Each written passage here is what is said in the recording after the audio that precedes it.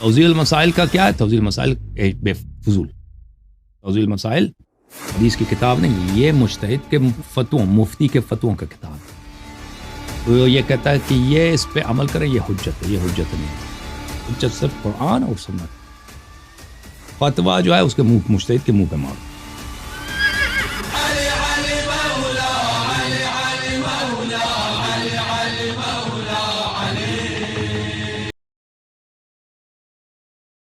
السلام علیکم میرے بھائی، کیسے ہیں؟ خیریت سے انشاءاللہ؟ السلام علیکم، کیسے ہیں علیکم آپ؟ ٹھیک السلام، ٹھاک، خیریت، مزے میں سر؟ الحمدللہ۔ آپ اللہ سنیں، آپ یار مزے میں؟ صاحب، آپ خیریت بس سے؟ شکر ہے سر۔ جی الحمدللہ، بالکل، حکم کر۔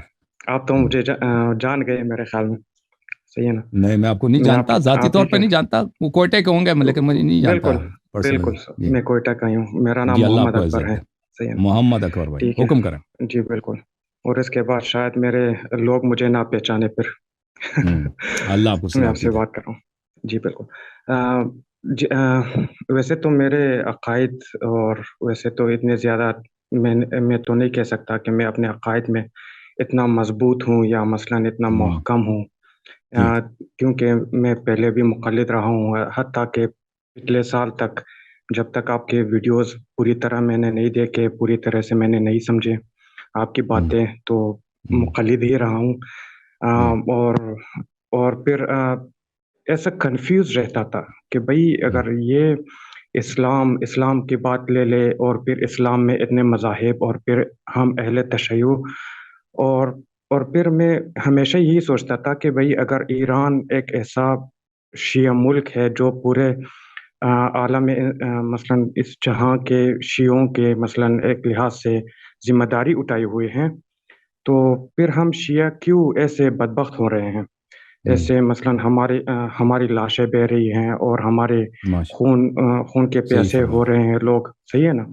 صحیح۔ تو مثلاً میں میں تو کوئٹہ سے ہوں، لیکن جو واقعہ کوئٹہ سے جنم لیا تھا میرے حساب سے، صحیح ہے، ہمارے ہی لوگوں نے، تو وہاں سے جب مثلاً 6 جولائی کا واقعہ، صحیح ہے نا، وہاں سے جب یہ واقعہ شروع ہوا، تو میں پھر مجھے سمجھ نہیں آ رہی تھی کہ بھئی یہ دین کیسا کام کر رہا ہے، یہ مذہب ہماری زندگی میں کیسے کام کر رہے ہیں، صحیح ہے نا؟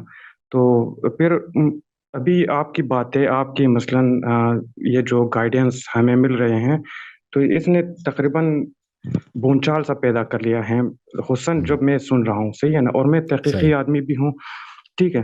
تو پھر میں اس نتیجے پر پہنچا ہوں، اور مثلاً جماعت مخالف، یا جیسے جماعت عمریہ کا نام ابھی بھی سن رہا ہوں دوبارہ سے، ایسے تو اہل سنت کہتے ہیں، صحیح ہے نا؟ تو ان کے بھی عقائد کی جب میں سن رہا ہوں، تو میں ایک نتیجے پر پہنچا ہوں کہ یہ مومن ہونا ایک ایسا اعزاز ہے جو اللہ تعالیٰ ہم سے چھین بھی سکتا ہے۔ اگر میرے لیے کوئی سوال ہے میرے بھائی محمد اکبر بھائی؟ جی ایک ایک سوال ہے کہ مثلاً یہ توضیح المسائل جو مرجیہ لوگ چھاپتے رہتے ہیں، صحیح ہے نا، جو میں بھی اپنے گھر میں رکھتا تھا، ابھی مثلاً میرے لیے وہ ناگزیر ہو چکا ہے کہ میں اپنے گھر میں رکھوں، کیونکہ مجھے اس کو مسجد میں واپس کرنا پڑے گا پھر، صحیح ہے نا؟ تو مثلاً اس کے جو ہمارے اصول کافی ہے، بہار الانوار ہے، اور اس جیسے کتاب آپ ہمیشہ ریکمینڈ کرتے رہتے ہیں، تو وہ احادیث کیا ہم اس لحاظ سے لے سکتے ہیں کہ ہم توضیح المسائل کے ریپلیسمنٹ میں ان کو استعمال کر لیں، صحیح ہے نا؟ ان سے ہدایت لے لیں اپنے فروعات اور اپنے جو مسائل ہیں، صحیح ہے نا؟ اور آپ کی باتیں تو ہمارے لیے تو گائیڈنس ہوتے ہی رہتے ہیں، صحیح ہے نا؟ صحیح۔ تو کیا ہم یہ سوال بس یہی ہے، اور سوال نہیں ہے؟ بس یہ آخری سوال تھا سر۔ تھینک یو سر، اللہ آپ کو جزائے خیر دے۔ سوال سن لیں، آن لائن سوال سن لیں، ٹھیک ہے، جواب سن لیں۔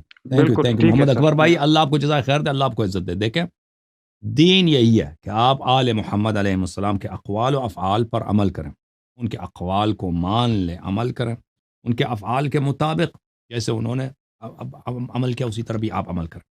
دین یہی ہے۔ تقلید کیا ہے؟ تقلید یہ ہے کہ مجتہد کی بات پہ عمل کریں۔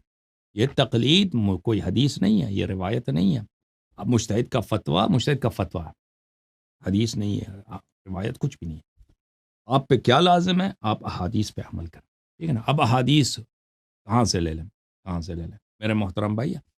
احادیث کے میں اردو زبان نہیں ہوں، اردو کتابیں میں نہیں پڑھتا، پاکستان میں نہیں رہتا، لیکن پاکستان میں مجھے پتہ ہے کہ احادیث کے بہت سارے مجموعوں کا ترجمہ ہو چکا ہے، من لا یظہر الفقیہ، کتاب کافی وغیرہ۔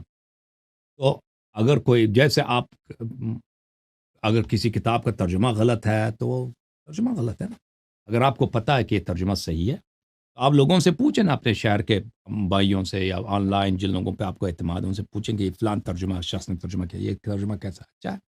اگر وہ ترجمہ اس نے صحیح کیا، بالکل احادیث پہ آپ عمل کریں، اس کتاب پہ عمل کریں، چاہے وہ بحار الانوار کا ترجمہ ہے، چاہے وہ من لا یظہر الفقیہ کا ترجمہ ہے، چاہے وہ فروع کافی کا ترجمہ ہے، جو آپ کے پاس ہے اس پہ عمل کریں، ٹھیک ہے نا؟ اس کے علاوہ جو دروس ہوتے ہیں احادیث کے، اگر کوئی شخص دیتا ہے وہ آن لائن، مجھے نہیں معلوم آن لائن وغیرہ، تو اس پہ آپ اس کو سن کر عمل کریں، ٹھیک ہے نا؟ حقیر کے دروس ہیں احادیث کے، اس پہ آپ سن کر عمل کریں۔